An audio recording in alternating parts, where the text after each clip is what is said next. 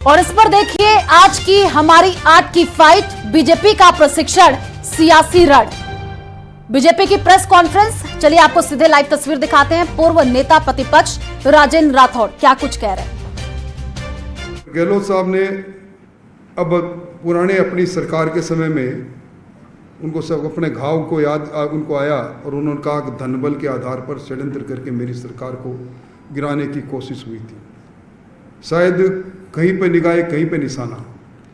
इन सारी घटनाओं को लेकर अगर वो अपने राष्ट्रीय महासचिव सचिन पायलट जी से परामर्श कर लेते तो शायद ये बयान वो नहीं देते।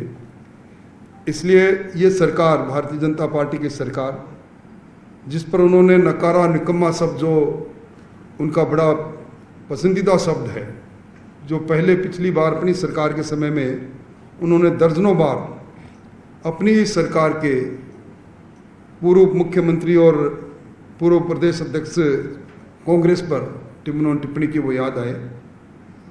भजनलाल जी की सरकार नीतियों के आधार पर चलने वाली सरकार है।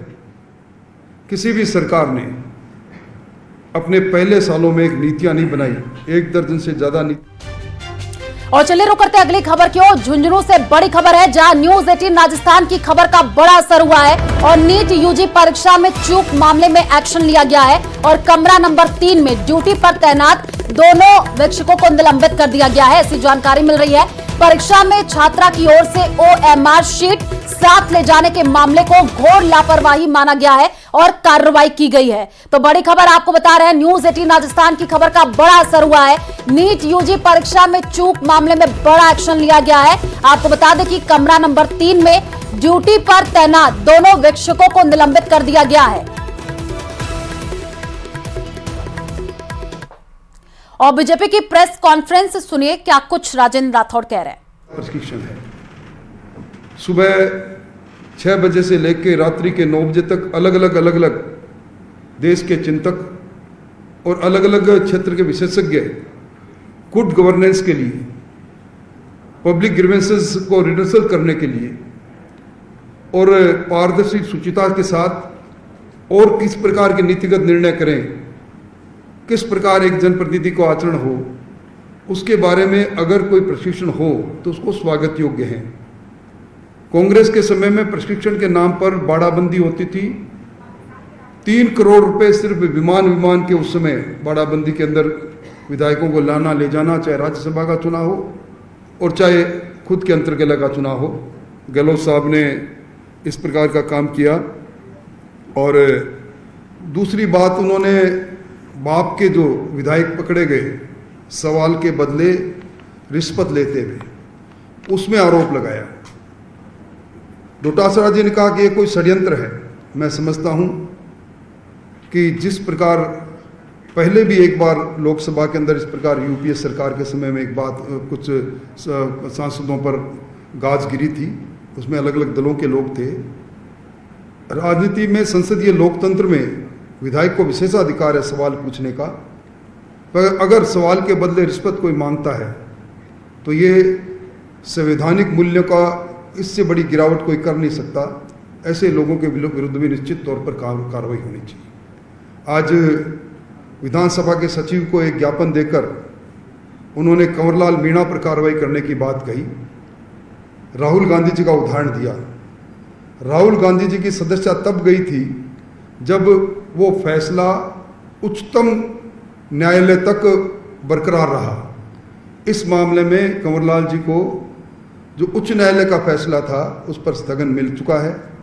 अब चूंकि उस आदेश को स्थगित कर दिया, इसलिए जब तक निर्णय अंतिम नहीं हो जाए, उच्चतम न्यायालय नहीं कर दे, तब तक कोई कार्रवाई के लिए मैं समझता हूँ पीपल्स रिप्रेजेंटेशन एक्ट भी अनुमति नहीं देता। मोटे तौर पर मुझे यही कहना है कि भारतीय जनता पार्टी में पूरे राष्ट्र के अंदर प्रशिक्षण के लिए अलग अलग समय पर किया जाता रहा है।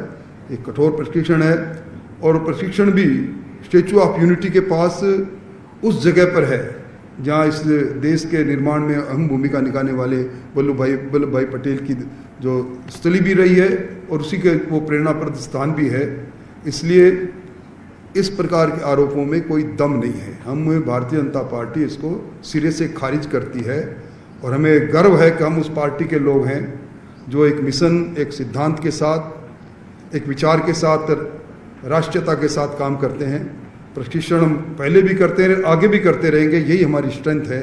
शायद कांग्रेस पार्टी में इस प्रकार की परंपरा नहीं रही, इसलिए गहलोत साहब को और कोई चीज़ नज़र नहीं आई तो वही नकारा निकम्मा शब्द कह रहे हैं। आज उन्होंने गर्मी में बिजली और पानी की बात कही। भजनलाल जी शर्मा ने जिस प्रकार कंटिजेंसी प्लान बनाया है और जिस प्रकार इस बार इस प्रचंड गर्मी के अंदर भी आप देख रहे हो सबसे कम विद्युत कटौती न के बराबर है। पानी की व्यवस्था माकूल हो रही है। नहरबंदी के बावजूद भी 10 जिलों में जहाँ पानी, पेयजल की पानी की व्यवस्था में हमेशा त्राहिमाम होता था, वहाँ भी व्यवस्था माकूल है। सरकार बहुत अच्छा काम कर रही है। अब मैं कैलाश जी से कहूँगा कि आपको कोई सवाल करना हो तो आप सवाल करो।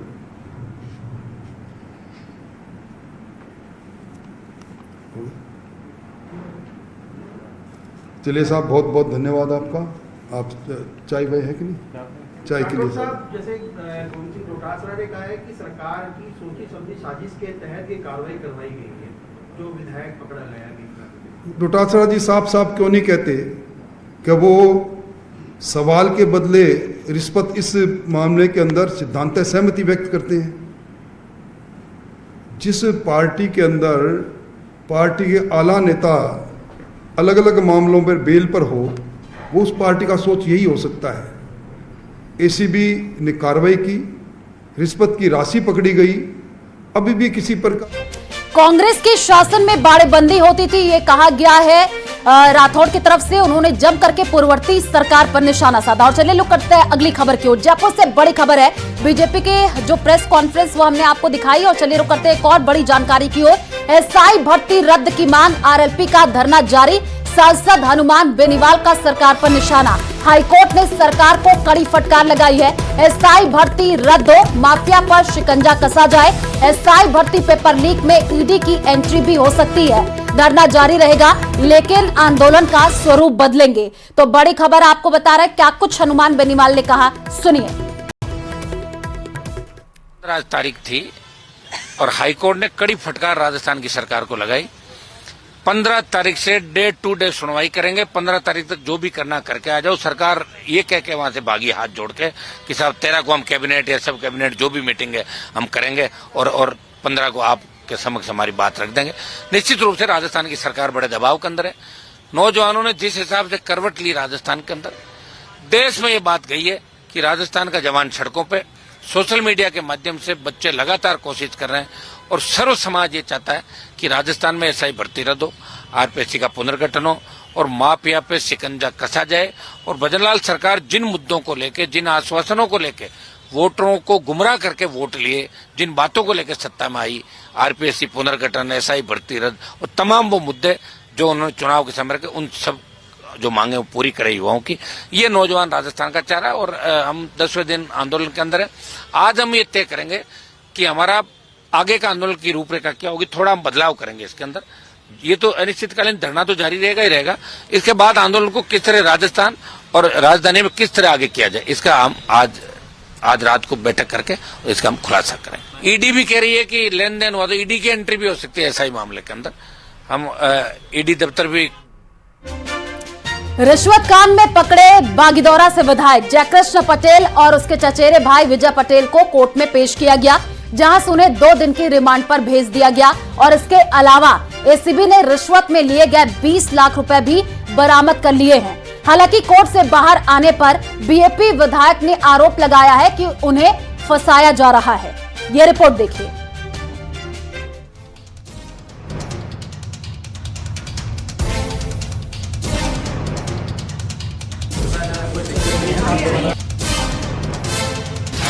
दो दिन की रिमांड पर एमएलए जयकृष्ण पटेल। एसीबी ने बरामद की रिश्वतखोरी की रकम। विधायक ने लगाया फंसाने का आरोप। कुछ कहेंगे वो तो दबाओ, वो उधर नहीं है। हाँ, सीढ़ियों से चले जाओ, सीढ़ियों से नहीं है क्या। खनन से जुड़े सवालों को विधानसभा में न उठाने के लिए रिश्वत मांगने के आरोपी बीएपी विधायक जयकृष्ण पटेल को उनके सरकारी आवास से गिरफ्तारी के बाद आज एसीबी के कोर्ट में पेश किया, जहां से उन्हें और उनके चचेरे भाई विजय पटेल को 2 दिन की रिमांड पर भेज दिया गया है। इसके अलावा एसीबी ने रिश्वत के 20 लाख रुपए भी बरामद कर लिए हैं, जिन्हें किसी परिचित के घर जमीन में गड़वाया गया था। दरअसल रविवार को एमएलए जयकृष्ण पटेल की गिरफ्तारी के वक्त उनका रिश्तेदार रिश्वत के पैसे को लेकर उनका करीबी फरार हो गया था। दूसरी तरफ एसीबी ने विधायक क्वार्टर्स के सभी सीसीटीवी फुटेज को सीज कर लिया है। सर्वर रूम की एफएसएल से जांच करवाई जाएगी। दरअसल रिश्वतखोरी का खुलासा एसीबी को मिली एक शिकायत के जरिए हुआ, जिसमें पूर्वी राजस्थान के खनन कारोबारी ने 4 अप्रैल को एसीबी को शिकायत दी। परिवादी रविंद्र सिंह ने बांसवाड़ा जाकर भी एमएलए को 1 लाख दिए। रविंद्र सिंह और विधायक जयकृष्ण में 3 प्रश्नों को हटाने को लेकर डील हुई। खनन गतिविधियों से जुड़े सवालों को लेकर 2.5 करोड़ रुपए की डील की बात सामने आ रही है। पहले विधायक जयपुर में रिश्वत की रकम लेने को तैयार नहीं थे। जोर डालने पर विधायक आवास के बाहर रिश्वत लेने को तैयार हुए। परिवादी ने विधायक जयकृष्ण को गाड़ी में रिश्वत की रकम गिनवाई थी। गनमैन नहीं, प्राइवेट व्यक्ति सीढ़ियों से ही रुपयों से भरा बैग लेकर के गया। मौके से रुपए लेकर भागने वाला व्यक्ति विधायक का ही जानने वाला। कार्रवाई से पहले मुख्यमंत्री और स्पीकर को भी जानकारी दी गई थी। हमारे पास विधायक जयकृष्ण ट्रैप से जुड़ी तमाम रिकॉर्डिंग और सबूत।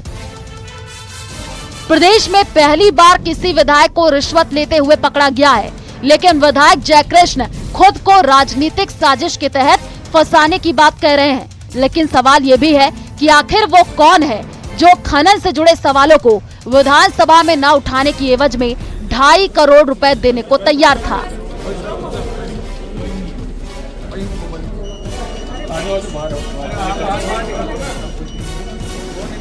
पूर्वी राजस्थान के खनन कारोबारी से 2.5 करोड़ रुपए की रिश्वत के लेन देन के प्रकरण में आज एसीबी ने बागीदोरा के विधायक जयकृष्ण पटेल और उनके दलाल की भूमिका निभा रहे चचेरे भाई विजय कुमार पटेल को कोर्ट में पेश किया, जहां पर एसीबी कोर्ट ने इन दोनों आरोपियों को 2 दिन के रिमांड पर भेजा।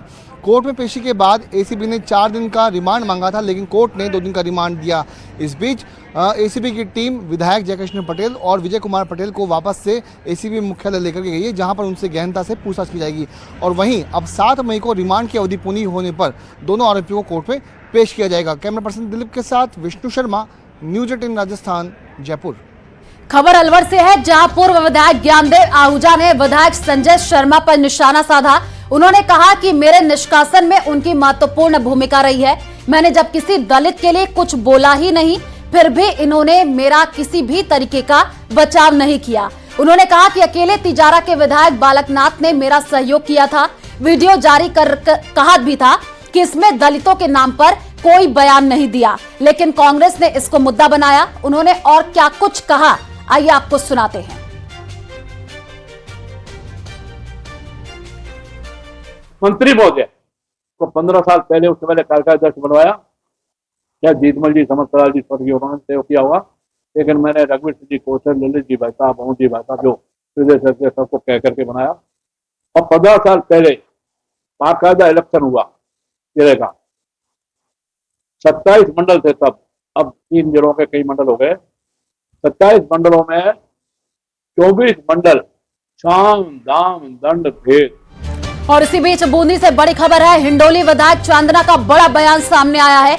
मुगलों के राज में खतरे में नहीं थे हिंदू, अंग्रेजों के राज में भी खतरे में नहीं थे हिंदू, बीजेपी के राज में हिंदुओं को खतरा है। कांग्रेस विधायक का ये बयान अब जम करके वायरल हो रहा है। तो बड़ी खबर बूंदी से, जहां पर हिंडोली विधायक चांदना का बड़ा बयान सामने आया है। उनके तरफ से कहा गया है कि मुगलों के राज में खतरे में हिंदू नहीं थे, अंग्रेजों के राज में भी हिंदू खतरे में नहीं थे, बीजेपी के राज में हिंदुओं को खतरा है। अब कांग्रेस विधायक का ये जो बयान है वो वायरल हो रहा है।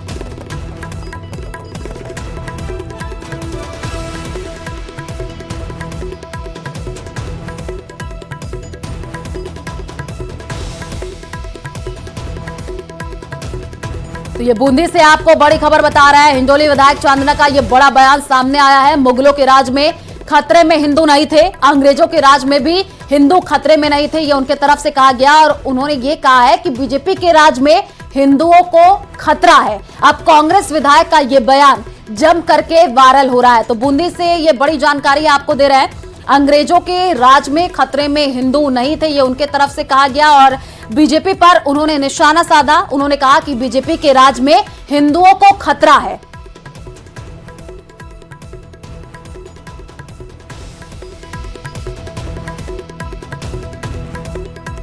तो बूंदी से आपको ये बड़ी खबर बता रहे हैं, कांग्रेस विधायक का ये बयान सामने आया है। ये बयान अब जम करके वायरल हो रहा है।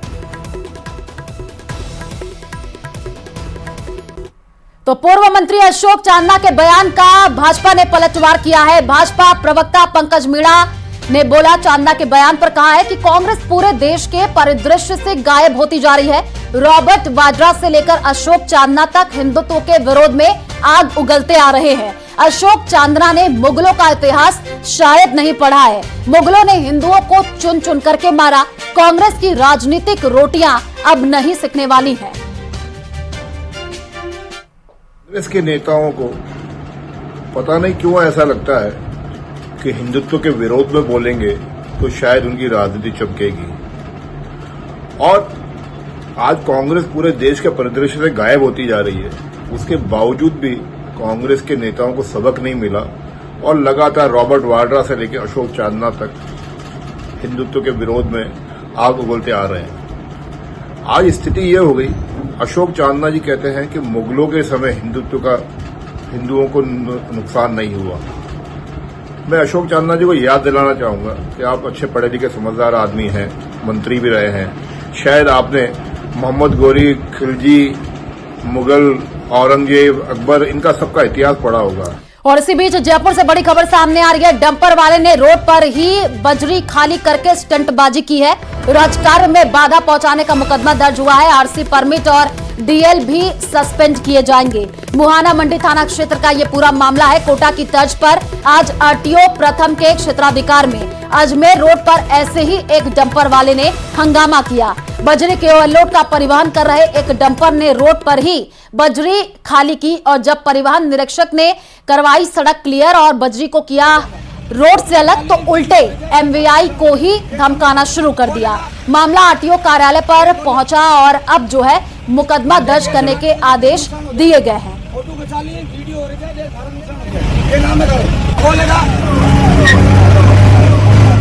तो ये देखिए तस्वीर आई है जो कि आपको दिखा रहे हैं। जयपुर की ये तस्वीर है जो कि टीवी स्क्रीन पर दिखा रहे हैं। डंपर वाले ने रोड पर ही बजरी खाली की है। ये वीडियो सामने आया है और ये स्टंटबाजी की जा रही है।